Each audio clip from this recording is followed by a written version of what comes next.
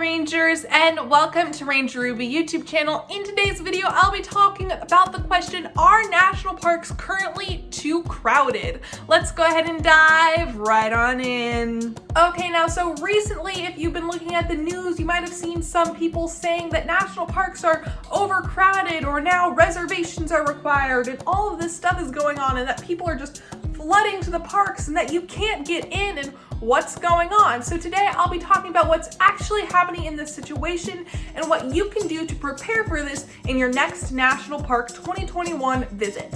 Let's go ahead and check them out. Okay, so first things first, yes, there is a surge of visitors. After a record low of visits in 2020, it has now spiked back up in 2021 with some of the pandemic restrictions being lifted on travel. So of course, people are flooding to go to their next great American adventure, and national parks are getting crowded. This means that there is more traffic and pollution and overall trash in the park, as well as just more foots and feets and people walking and just more of everything inside the park that has to do with people. However, this does mean that there are less rangers to go around per people. There's less parking for the cars, and trail access is even being denied because there are too many people on the trails. So here's what's actually happening with the whole reservations thing. Some national parks do require reservations, and by some I mean like less than 10, and they're the 10 biggest national parks. So it's not a big deal, but it also is kind of a big deal. These would include Yellowstone, Zion, Yosemite, the Great Smoky Mountains, and Grand Canyon.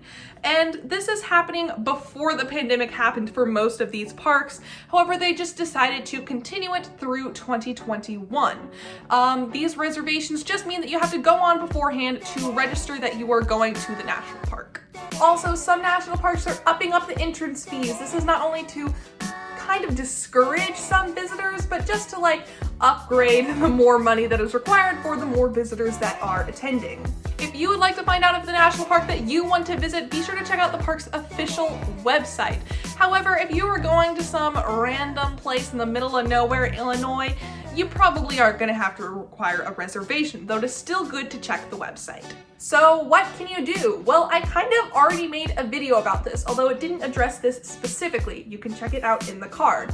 But one thing that the National Park Rangers suggested is that to plan ahead in certain aspects, like the date and time you want to visit and the things you might want to see, but also be a little bit flexible too, because some things might be closed, there might be traffic, you might not get to the thing you want to do in time. So be sure to, no matter what, be patient and flexible, because this is really something that no one can help because it's a crowd thing. So just be prepared to have your plans change. Also, all national parks are, especially right now, asking you to take only memories, leave only footprints. That means pick up your trash when you go along the national parks. It's not that hard, guys. I've been to them. There are literally trash cans everywhere for you. And if not, just put it in your pocket until you find one. Also remember that you can't take anything out of national parks. Try not to go off the trails or go near animals. Try and just follow all the basic rules that the national parks give you. Like, this makes everybody's visit so much more enjoyable and easier. If you would like to find out more resources on this specific topic, I will link several articles and videos in the description box down below.